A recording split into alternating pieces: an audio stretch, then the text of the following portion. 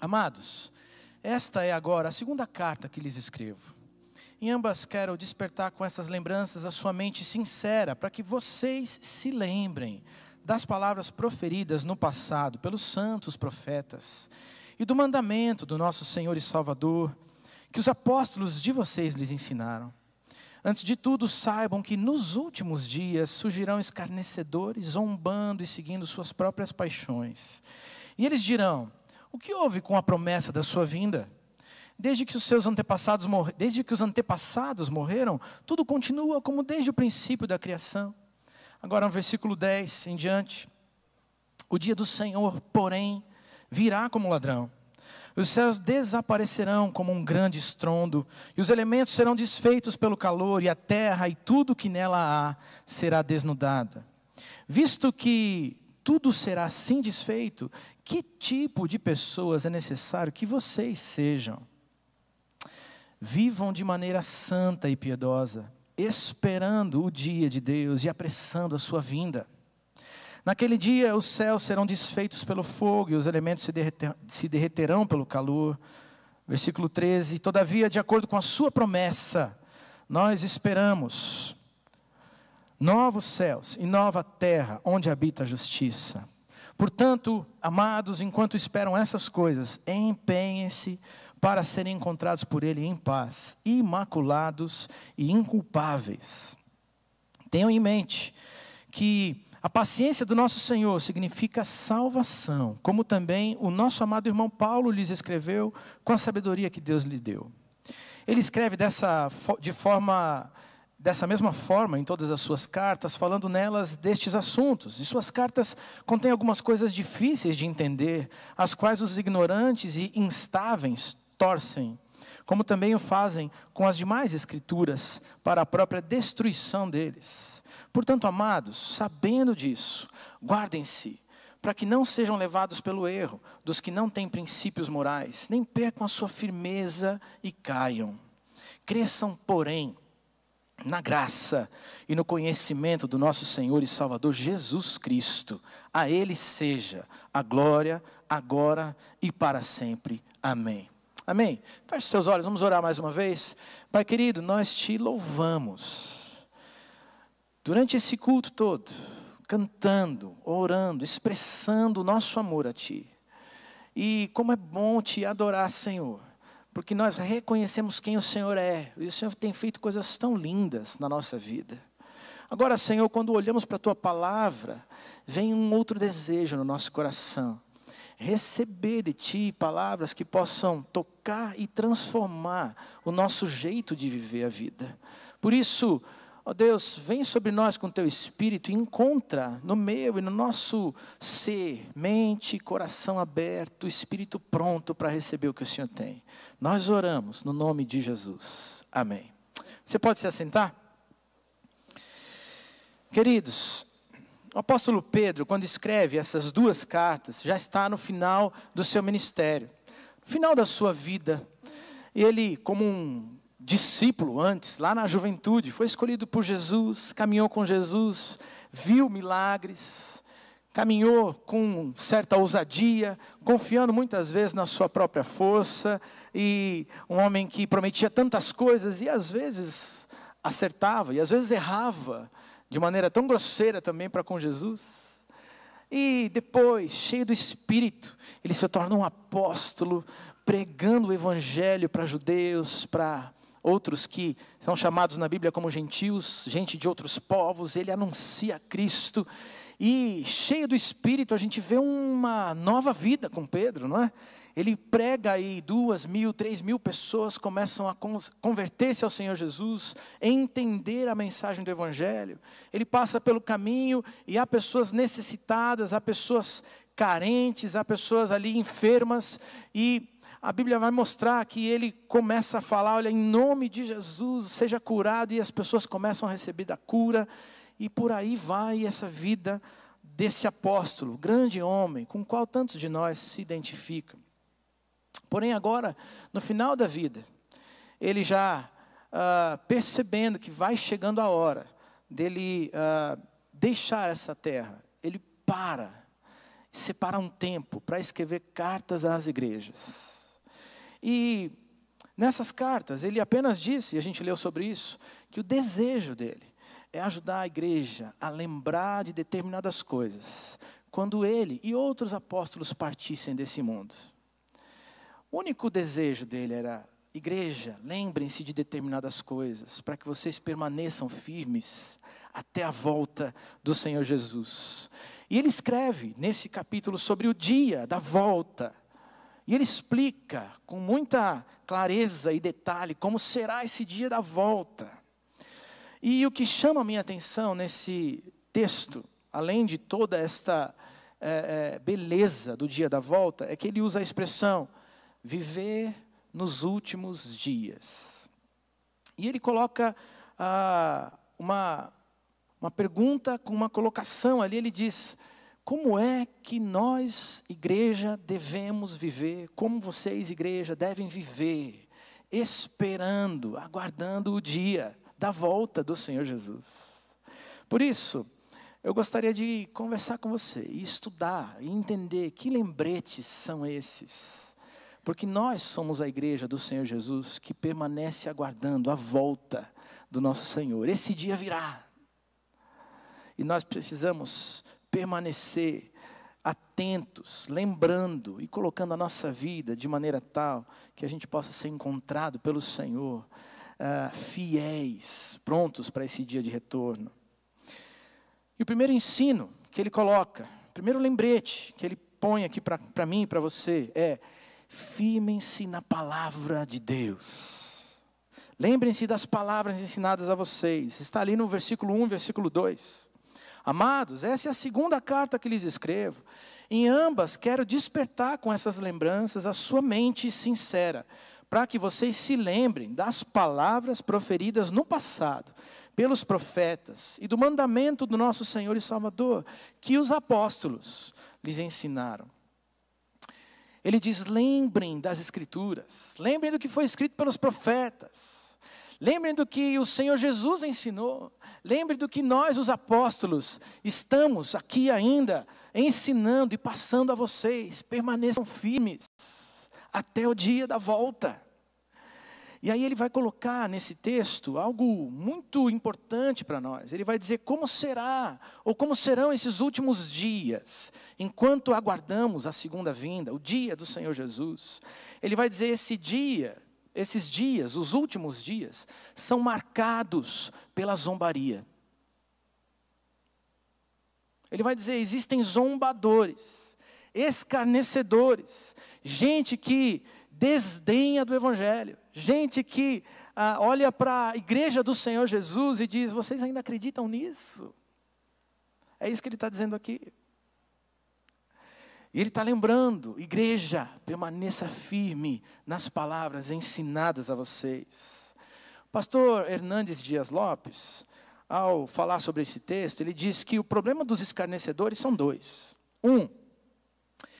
Eles seguem as suas próprias paixões. Está no versículo 3 isso. Olha lá no teu celular.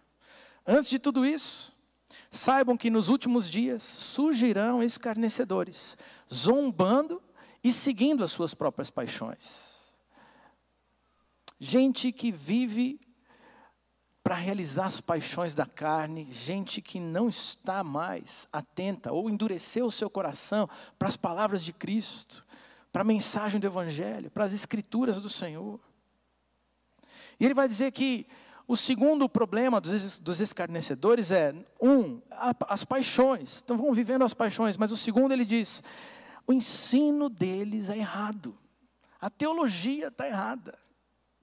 E ele vai dizer, durante o texto, no versículo 4, que o argumento destes escarnecedores é deliberadamente errado. Eles justificam as suas ações, menosprezando a promessa de Cristo. E no texto eles vão dizer assim: sabe, vocês ainda acreditam nisso? Nada mudou desde que o mundo foi criado. Depois que os patriarcas morreram, deixaram essa terra, nada mudou. Nunca teve juízo de Deus, nada aconteceu. E perceba que esse ensino é uma mentira. Esse ensino está errado. Porque a gente olha para trás, e Pedro vai fazer isso durante esse texto, ele vai dizer, olha para trás. Ele vai dizer, do mesmo jeito que o mundo foi criado pelas águas, na divisão das águas ali, o Senhor com a sua palavra dizendo, haja separação entre as águas e as águas, Ele cria céus, cria terra, cria os mares. Pedro está dizendo, do mesmo jeito, houve juízo de Deus por causa do pecado no mundo, e houve um dilúvio. E as águas encheram toda a terra, porque Deus não pactua com a vida de pecado que o ser humano escolheu para si. E então, Pedro está dizendo, o argumento dessa gente é errada. Firmem-se na palavra de Deus. Mantenham a palavra viva dentro do coração de vocês. E é interessante ver que nesse texto ele vai dizer, olha, houve no passado juízo, e no futuro virá um novo juízo. O dia do Senhor virá. E o dia da volta do Senhor Jesus é dia em que haverá destruição agora pelo fogo. E a terra vai se derreter. E ele vai dizer, igreja, fique firme, pronta para esse dia da volta, do encontro com o Senhor Jesus. Permaneça firme na palavra de Deus. Não abandone os princípios ensinados a vocês. E sabe, queridos, os nossos dias são marcados pela zombaria também. A nossa sociedade vive tentando fazer pouco caso dos padrões e dos princípios bíblicos, dos padrões morais ensinados pela palavra de Deus. E a gente vê tanta coisa diferente acontecendo nesses dias. E quando a gente tenta se posicionar, eles nos chamam de religiosos fundamentalistas. Quando a gente tenta se posicionar contra a exposição em museu, quando a gente tenta se posicionar contra a ideologia de gênero e tantas outras coisas que estão acontecendo por aí. E a Bíblia vai dizer, permaneça fiel. O apóstolo Pedro dizendo para mim e para você, igreja, é tempo de permanecer fiel à palavra de Deus. É tempo de seguir os ensinos bíblicos que ainda são palavra do Senhor, que cura, que transforma a vida pessoal, mas que pode curar e transformar a sociedade onde você está. Eu me lembro do pastor Pascoal, há tempos atrás, pregando aqui, falando, antes daquelas eleições, falando que se nós escolhêssemos determinadas pessoas, a iniquidade seria institucionalizada no nosso país e nós teríamos consequências. E é interessante olhar os anos passando e a gente vê a violência, a impunidade, gente que tenta fazer medida provisória para mudar a lei, em benefício próprio ou de determinados grupos que querem dirigir o país. Problemas na educação, na saúde. A gente está, de certa maneira, colhendo consequências da falta de posicionamento e da firmeza da palavra de Deus que deve fazer parte da pregação da igreja no dia de hoje. Me lembro também de um doutor que veio também pregar e trazer uma palestra para a gente aqui há algum tempo atrás, Dr. William Douglas, e ele escreve, é um escritor, escreveu um livro muito interessante, eu tenho ali, e esse é um livro que vale a pena para você também, então já fazendo uma outra dica, as 25 leis do sucesso, 25 leis bíblicas para o sucesso. E é interessante, ele coloca algo ali no livro, ele diz assim, olha, há algumas leis que você, querendo ou não, dirigem a nossa vida. Dirigem a maneira como a gente vive no mundo. E se você entender que as leis bíblicas fazem parte delas, você terá sucesso. Basicamente é isso que ele coloca no seu livro. E ele dá um exemplo. Ele diz assim, você pode não acreditar na lei da gravidade. Agora, se você for para o alto de um prédio e se jogar de lá, você vai morrer. Simples assim. Ele vai dizer, há leis bíblicas que, querendo ou não, dirigem a vida nessa terra. E se você seguir as leis da palavra de Deus, você será feliz. Fico pensando nos 10 mandamentos. Se a gente, nessa terra, seguisse os 10 mandamentos, esse mundo seria outro. Adore a Deus e somente a Ele. Honra o teu pai e a tua mãe. Não cobiça o que é do outro. Não mata, não rouba. Se a gente for fiel à palavra de Deus, igreja do Senhor, nós nos encontraremos com o Senhor naquele dia da volta. E nos encontraremos fiéis. Ele pode dizer, você foi fiel, vem participar do gozo do teu Senhor. Salmo 1, versículo 1 e 2 vai dizer, como é feliz aquele que não segue o conselho dos ímpios, nem imita a conduta de pecadores, nem se assenta na roda dos zombadores. Ao contrário, sua satisfação está na lei do Senhor, e nessa lei, essa pessoa medita dia e noite. Igreja, seja fiel à palavra de Deus. Segunda lembrança de Pedro para a igreja dos últimos dias. Vivam de forma santa e piedosa. Versículo 11. Visto que tudo será assim desfeito, que tipo de pessoas é necessário que vocês sejam? Vivam de maneira santa e piedosa. E Pedro está afirmando que esse mundo, como a gente conhece, vai ser desfeito. Mas para esse dia de encontro, nós precisamos não apenas estar firmes na palavra, mas viver uma vida que condiz com a palavra, vida coerente, vida santa, piedosa, santidade, vida de gente que entende, que vive aqui, já de maneira separada do jeitão normal, do curso desse mundo, mas vive para a glória de Deus na terra. Piedade é a adoração, devoção a Deus, o culto da vida, o culto da nossa vida para o Senhor. E lá em Romanos, capítulo 12, versículo 2, diz, não se amoldem ao padrão desse mundo, mas transformem-se pela renovação da sua mente, para serem capazes de experimentar e comprovar a boa, agradável e perfeita vontade de Deus. Santidade vem cada dia, quando a gente diz não para a nossa própria vontade, para a nossa carne, para o jeito de viver desse mundo e diz, Senhor, eu quero te agradar, quero ser parecido com Cristo. E eu quero permanecer fiel ao Senhor nesse mundo. E é interessante porque a sociedade, ela escolhe o seu próprio curso e depois vive juízo, vive consequência. Estava vendo nos jornais essa semana o aumento, por exemplo, da sífilis no Brasil. Surto de sífilis aí para todo lado. E o país não está pronto. As unidades de saúde não estão prontas para poder cuidar. Não tem remédio para todo mundo. E há adolescentes e jovens que estão ficando grávidas com sífilis. Há crianças nascendo já com a doença e a enfermidade por causa disso. Por não haver remédio.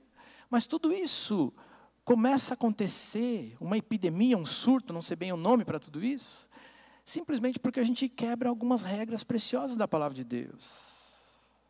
A sexualidade é para ser vivida dentro do casamento, dentro da família. Mas quando a gente inverte tudo isso, e a gente prefere viver do nosso jeito, a gente colhe consequências.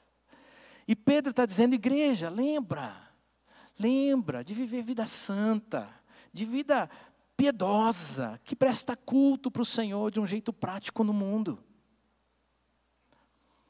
Eu achei interessante, minha filha, umas semanas atrás, num domingo de noite, a gente estava na padaria, e ela disse assim para mim, saiu do carro, estava lá na padaria, comprando um pãozinho, e ela disse, que coisa, amanhã é segunda-feira. Eu falei, que foi, filha? Ela tem 13 anos. Falou, poxa, tem aula de ciências amanhã. Eu falei, o que aconteceu? Ela disse, não, é que a nossa professora de ciências, ela está ensinando aquela coisa da ideologia do gênero na sala de aula. E aí eu olhei para aquilo e fiquei chateado, fiquei triste, porque a gente colocou numa escola cristã, uma escola que tem princípios, e eu falei, tem alguma coisa errada, preciso ir lá verificar esse negócio. E aí ela disse assim, pai, olha só como é que está a nossa turma. A gente não sabe bem como lidar com isso. Ela mostrou um grupinho do WhatsApp, e ali tinha meninos e meninas de 13 e 14 anos conversando sobre como lidar com a professora. E era interessante, dizia assim, gente, um deles falando, gente, a gente precisa respeitar a nossa professora, porque ela é autoridade dentro da sala de aula. Mas nós não podemos permitir que ela fale algo que está contra a Bíblia e contra o que a gente crê. E a gente precisa, com jeito, pensar em como a gente vai conversar com ela. E o outro dizendo, é verdade, a gente precisa orar por isso. E o outro dizendo, eu não sei como fazer, mas acho que a gente precisa conversar. E ali tinha a discussão daquela turminha de 13 e 14 anos. Eu disse, gente, eu preciso ajudar essa turma, porque eles querem viver do jeito santo, bonito para Deus. Marcamos ali para conversar, e fui eu e minha esposa, conversamos com a orientadora educacional, vimos ali algumas ferramentas, algumas das coisas, a minha filha tinha algumas questões ali, algumas coisas que tinham sido colocadas em sala de aula, a gente foi lá, explicou, colocou link de vídeo, etc., que tinham passado na sala. E aquela orientadora olhou e disse, olha, a gente agradece vocês, já conversamos com a professora, vou conversar de novo. Saímos dali com aquela palavra. No dia seguinte, quando a gente foi levar a criança de novo, as meninas para a sala de aula, para a escola, aquela orientadora educacional estava na porta da escola. Estava esperando a gente. Ela disse, a gente viu isso, conversei com a direção da escola, e o que foi colocado em sala de aula não reflete os valores e o pensamento dessa escola. Nós queremos pedir perdão para vocês. Nós vamos conversar com a professora mais uma vez. E hoje mesmo, nós vamos para a turma e vamos pedir perdão publicamente, porque a escola errou com essa turma. E eu falei, aleluia, que coisa boa, tem jeito. Tem jeito, se você quiser viver vida santa, vida de culto para o Senhor, tem jeito. E Jesus espera encontrar nessa volta uma igreja que é santa e vive culto para o Senhor 24 horas por dia, 7 dias por semana.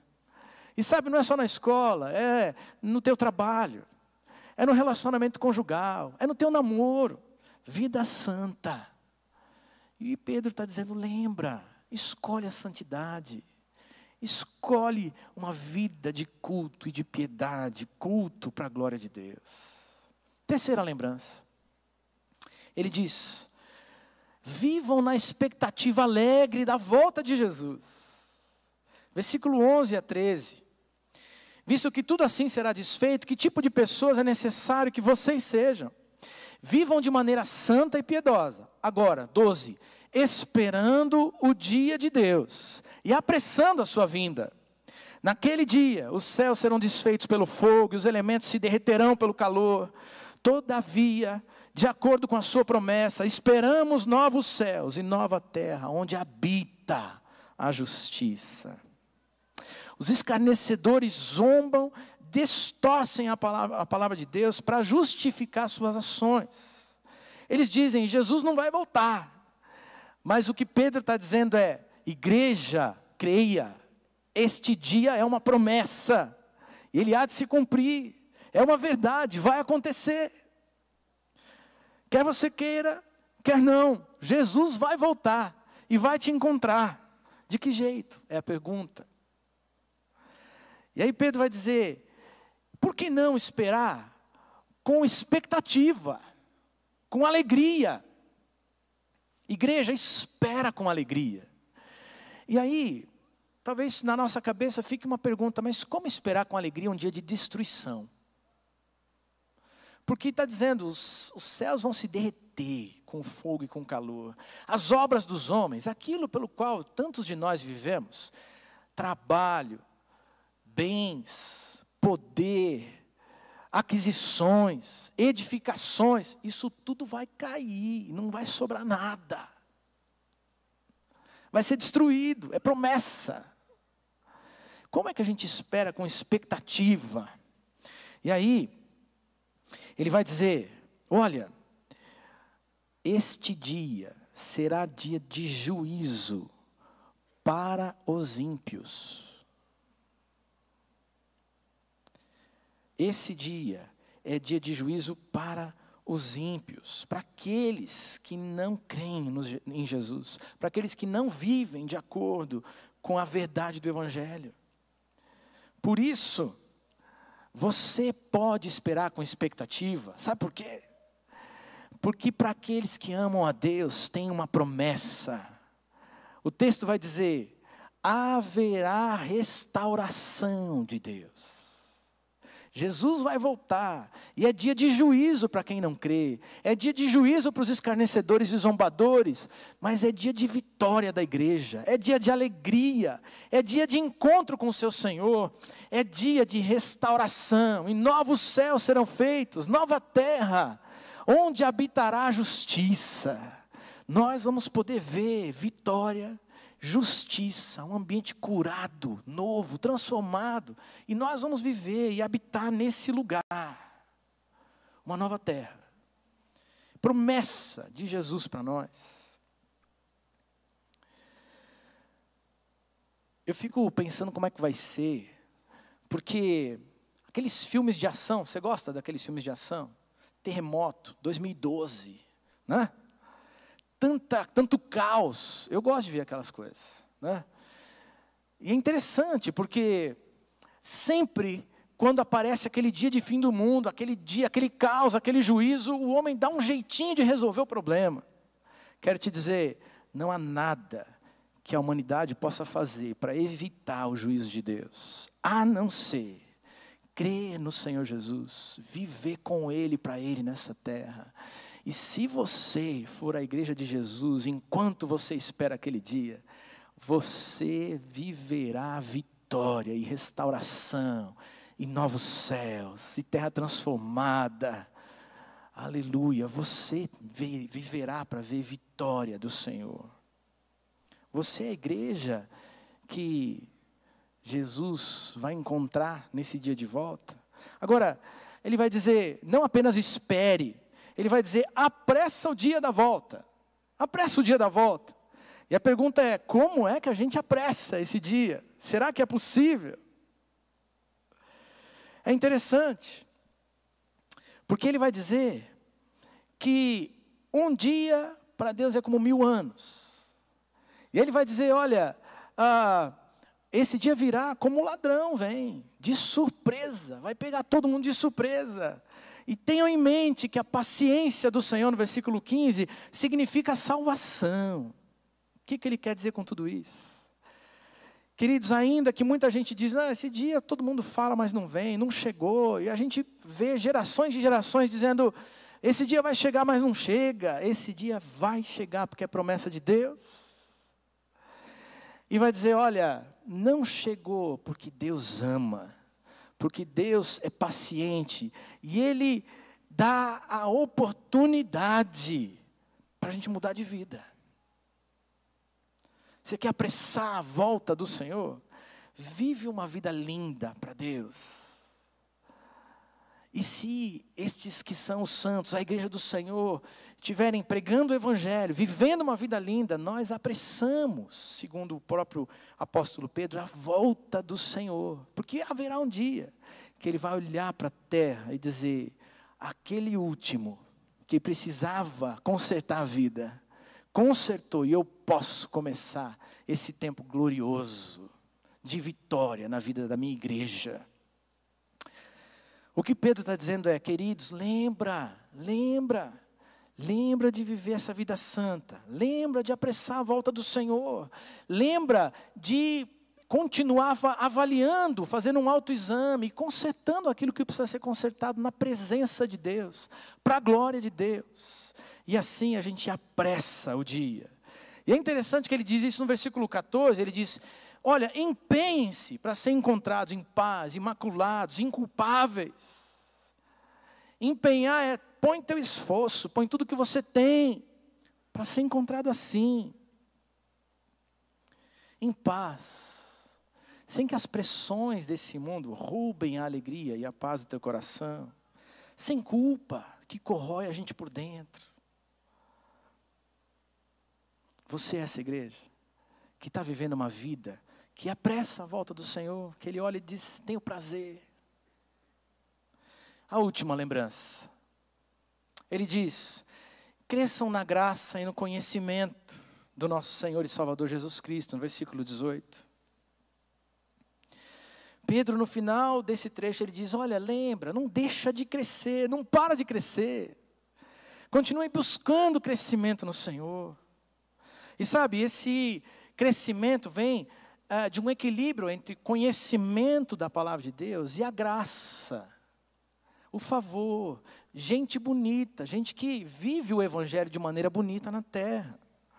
Sabe, não é possível crescer em Cristo sem esse equilíbrio. E para muita gente da igreja, falta conhecimento. Quem aqui é daquela época que foi criado vindo para as escolas bíblicas na igreja?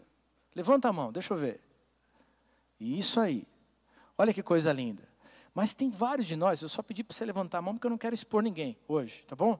Mas tem muita gente hoje que não vem na escola bíblica e nem traz os seus filhos para ouvir e aprender da palavra de Deus. E falta para a igreja do Senhor conhecimento, tantas vezes. E é por isso que alguns ventos de doutrina vêm aparecendo, as modas doutrinárias nos nossos dias, e levam tantos de nós. Falta conhecimento. Mas alguns têm conhecimento. E alguns conhecem a Bíblia, leem a Bíblia. Alguns vêm na escola, alguns vêm aos cultos, mas não conseguem ou não deixam que o Espírito Santo trabalhe no coração a ponto de o conhecimento virar prática, mudança de atitude, de vida, de jeito de viver. Maturidade cristã não se mede por aquilo que nós sabemos a respeito de Deus, mas um conhecimento de Deus que se torna a prática da vida. Assim que a gente é maduro. E Jesus espera encontrar uma igreja madura. Enquanto a gente espera o dia da volta, é tempo de crescer no conhecimento e na graça. Você é essa igreja? Eu gosto das expressões, dessa expressão do pastor Pascoal, que ele diz: a gente precisa ser gente boa no mundo. Eu gosto disso. Que delícia, ser gente boa no mundo. Gente que reflete valores de Deus, que abençoa o outro, que tem mão estendida, que percebe a necessidade, que ama, que cuida. Isso é a graça. Me lembro de Barnabé, Atos capítulo 11, quando sai de Jerusalém e vai verificar o que está acontecendo lá na igreja de Antioquia. E quando ele chega naquele lugar que não era a nação ali de Israel, era outro lugar, era outro povo. Ele encontra no meio daqueles gentios gente crente no Senhor Jesus, e ele diz que ele vê graça, ele vê vida bonita. É isso que Deus espera ver na tua vida, nessa sociedade. Gente boa, que vive o que crê. Essa é a igreja que Jesus quer encontrar.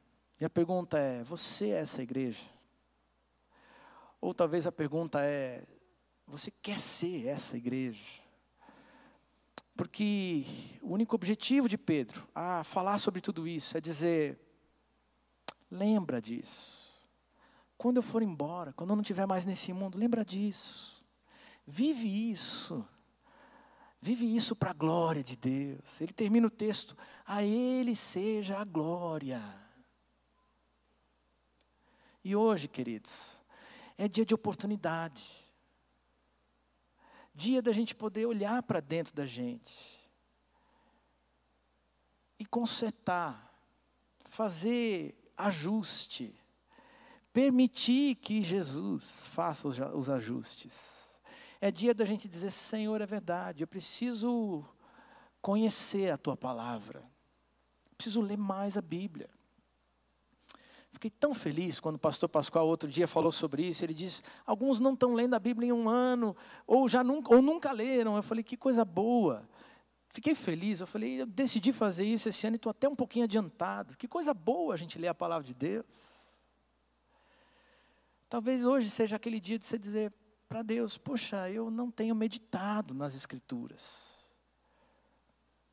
Talvez esse seja o dia para dizer: Senhor, eu sei que eu precisava ter posicionamentos diferentes. E hoje eu entendi a tua mensagem. E quero fazer um pacto, um compromisso contigo. De viver uma vida coerente. Uma vida santa. Vida de culto dentro da igreja. Mas fora da igreja todo dia. Talvez esse seja o dia de você dizer: Senhor, eu tenho vivido só olhando para o hoje, querendo curtir a vida, os prazeres dessa vida, mas entendi que é tempo de esperar o Senhor Jesus com uma vida bonita e apressar a tua volta com uma vida bonita, vivendo de um jeito bonito e gracioso, mostrando a tua graça nos meus relacionamentos. E por isso, eu gostaria de orar com você, porque nós estamos já nos preparando para a ceia do Senhor, que vamos celebrar daqui a alguns minutos. E esse é tempo de fazer esse autoexame. Tempo de dizer: Senhor, eu quero viver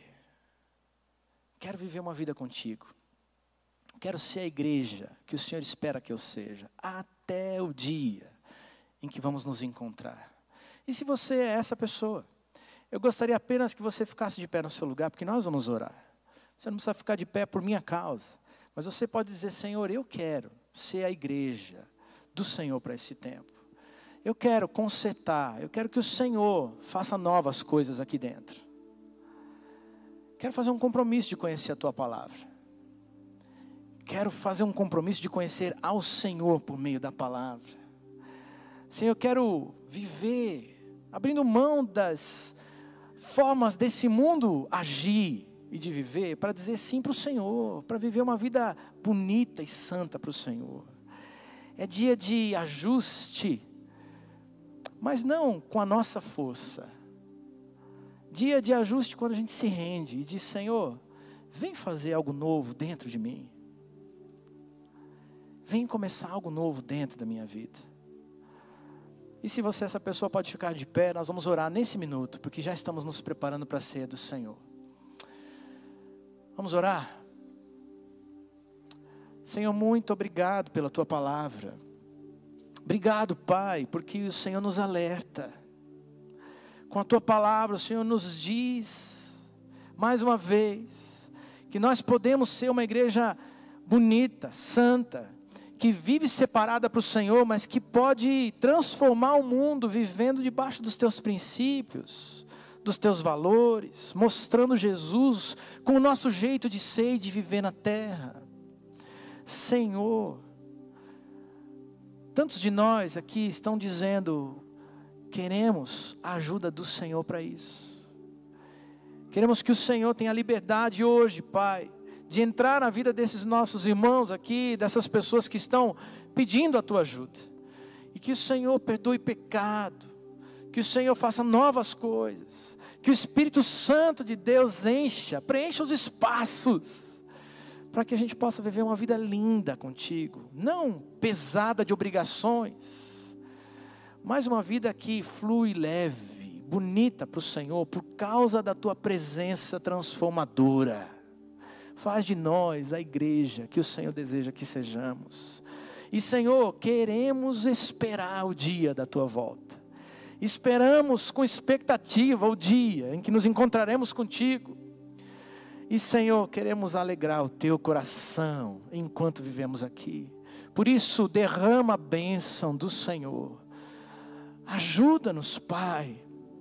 Dá-nos a ousadia da fé, a firmeza na palavra, para vivermos o teu evangelho nesse tempo. E faz milagre na nossa sociedade, na nossa casa, no nosso lar, na nossa família, na nossa vida. Nós oramos no nome de Jesus. Amém. Amém. Amém. Aleluia.